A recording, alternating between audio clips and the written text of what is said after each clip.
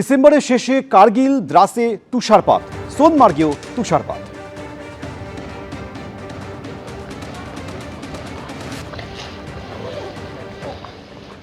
লাদাখ এবং সোনমার্গের ছবি দেখছেন। ডিসেম্বরের শেষে কার্গিল, দ্রাসে তুষারপাত, একই সঙ্গে সোনমার্গেও তুষারপাত হয়েছে।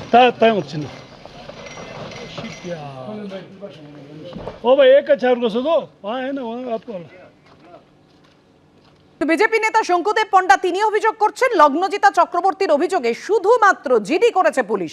সঙ্গীত শিল্পী লগ্নজিতা চক্রবর্তী হেনস্থার শিকার হয়েছেন। প্রাণ হাতে করে লগ্নজিতাকে কলকাতায় ফিরতে হয়েছে। কলকাতায় ফিরে মানসিকভাবে বিধ্বস্ত সঙ্গীত শিল্পী। কি বললেন তিনি, দেখুন। তৃণমূল নেতা মেহবুব মল্লিক বেসিক্যালি চুলের চোরাচালানকারী, চীনে জেল খেটেছেন ৫-৭ দিন। তার নেতৃত্বে তিনি আজকে গতকাল রাত্রে মঞ্চে উঠে লগ্নজিতা চক্রবর্তীকে এই গান বন্ধ করতে বলেন কেন, এবং তারপর তাকে মারধর করার চেষ্টা করা হয়, অ্যাসল্ট করবার চেষ্টা করা হয়, তাকে আঘাত করবার চেষ্টা করা হয়। ভগবানপুর থানায় গত ১৫ বছর ধরে রয়েছেন এখানে একজন ওসি, তার নাম শাহজাহান হক। তিনি রাত ২:৩০-৩টে পর্যন্ত লগ্নজিতা চক্রবর্তী এবং তার টিমকে বসিয়ে বোঝানোর চেষ্টা করেন যে অভিযোগ কোনো মতেই করা যাবে না, কেস সেটিং করুন। এবং কোনো মতেই যখন ওরা রাজি হন না, ততক্ষণ এই মেহবুব মল্লিকরা তাদের বাহিনী নিয়ে গোটা ভগবানপুর থানা ঘেরাও করেন এবং রাত্রে বাধ্য করেন যাতে ওখানে পুরো বিষয়টাকে নিষ্পত্তি করে নেওয়া হয় এবং এই ধরনের কোনো অভিযোগ নথিভুক্ত না হয়। এরপর লগ্নজিতা চক্রবর্তীরা লিখিতভাবে থানায় অভিযোগ করেন। ২৪ ঘন্টা সরাসরি পুলিশকে, জেলা পুলিশকে সময় দিচ্ছি এবং ৪৮ ঘন্টা আমরা রাজ্যকে সময় দিচ্ছি। যদি অবিলম্বে এই ব্যাপারে কোনো তারা সদর্থক পদক্ষেপ না নেন, আমরা এর শেষ দেখব। সঙ্গীত শিল্পী লগ্নজিতা চক্রবর্তীকে যে হেনস্থার অভিযোগে সরব হয়েছেন শঙ্কুদেব পণ্ডা বিজেপি নেতা, সে প্রসঙ্গে কি বলেছেন লগ্নজিতা, দেখুন।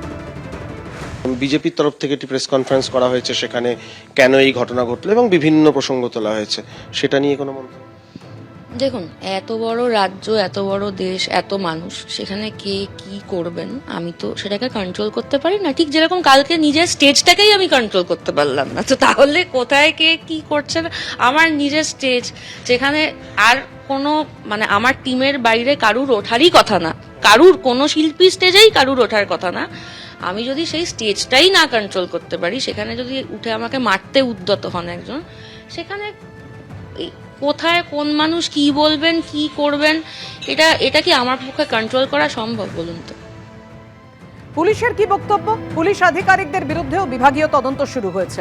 প্রতিক্রিয়া পূর্ব মেদিনীপুরের ভারপ্রাপ্ত এসপি মিতুন দে।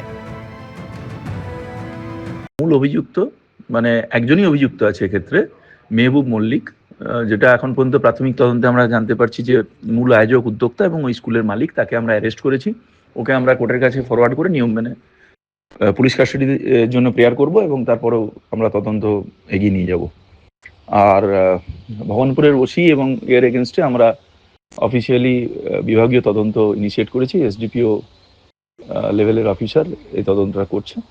আমরা যা অপরাধ থাকবে সেই অনুযায়ী খুব দ্রুত এদের এগেনস্টেও ব্যবস্থা নেব। ধৃত অভিযুক্ত পুলিশ আধিকারিকদের বিরুদ্ধেও বিভাগীয় তদন্ত শুরু হয়েছে বলে পুলিশ আধিকারিক জানালেন। কতটা আস্থা রাখছেন পুলিশি তদন্তের উপর, কি বললেন শিল্পী, দেখুন, আমি যখন থানায় গেছি, আমি তো কোনো, এটা হচ্ছে আমার জীবনের প্রথম general diary, just by the way. আমাকে জীবনে কোনোদিন এগুলো করতে হয়নি, থ্যাঙ্কফুলি। তা আমি যখন অনুষ্ঠান করে গেছি, আমি থানায় গিয়ে জানিয়েছি যে এটা আমার সাথে হয়েছে এবং আমি অবশ্যই চাই যে মানে এটা কিছু একটা বিহিত করা হোক। তখন আমাকে থানা থেকে বলেছেন যে আপনি জেনারেল ডায়েরি করুন। আমি জেনারেল ডায়েরি করেছি। আমার সাথে কেউ কোনো খারাপ ব্যবহার করেননি। এবারে আমার পুলিশের প্রতি আস্থা আছে, ওনাদের নিশ্চয়ই একটা সিস্টেম অফ ওয়ার্ক আছে, তো এটা ওনাদেরই বিচার্য যে মানে কি মানে এফআইআর কেন হয়নি, না হলে কি অ্যাকশন নিতে হবে। আমি তো এটা জানি না। আমাকে যা করতে বলা হয়েছে আমি সেটা করে এসেছি। এই ঘটনায় শাসক দলের প্রতিক্রিয়াও রাখবো আপনাদের সামনে। তৃণমূলের মুখপাত্র অরূপ চক্রবর্তী কি বলেছেন, দেখুন। অর্ধসত্য মিথ্যের থেকেও ভয়ঙ্কর। অনুষ্ঠানটি ছিল একটি প্রাইভেট বেসরকারি স্কুলে, south point public school, private একটি স্কুল। সেই স্কুলের অনুষ্ঠান এবং যার বিরুদ্ধে অভিযোগ, সেই স্কুলের সে ওয়ান অফ দ্য ওনার, তার বিরুদ্ধে অভিযোগ। এটা একটা বেসরকারি স্কুল, সেটায় কোনো অভিযোগ উঠলে সেটা তৃণমূলের ঘায়ে চাপিয়ে দেওয়াটা, এটা বিজেপির একটা পরিচিত রাজনীতি। যারা রাজনীতি করবেন তারা একটা স্কুলের, প্রাইভেট স্কুলের ঘটনাকে কেন্দ্র করে তৃণমূলকে জড়িয়ে নোংরা প্রচার করতেই পারেন, কিন্তু তাতে বাস্তব সত্যিটা বদলায় না। ইতিমধ্যেই জেলা প্রশাসনের পক্ষ থেকে সম্পূর্ণ রিপোর্ট চেয়ে পাঠানো হয়েছে। যদি এই ঘটনার সত্যতা থেকে থাকে, যে বা যারাই অভিযুক্ত তাদের বিরুদ্ধে আইনানুগ ব্যবস্থা নেওয়া হবে। এটা পশ্চিমবঙ্গ, এখানে আইনের শাসন চলে। আর বাংলা কত অন্যায়, অত্যাচার, অপমান সহ্য করবে আমার জানা নাই, যেখানটায় একটা মহিলা শিল্পী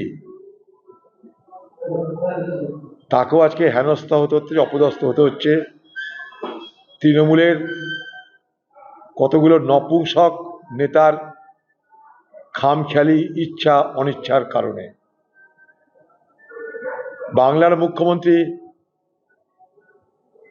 আপনি নিজেকে শিল্পী বলে তো অনেক কবিতা টবিতা লিখছেন, গান টান করছেন, আপনার দলের লোকেরা যে অন্যায়টা করছে আরেকটা মহিলার প্রতি, শিল্পীর প্রতি, তা আপনি যদি সমর্থন করেন তাহলে বলেন হ্যাঁ ঠিক করেছে, আর যদি বলেন আমি সমর্থন করি না, নিন্দা করি, সেটাও আপনি স্পষ্ট করে বলুন।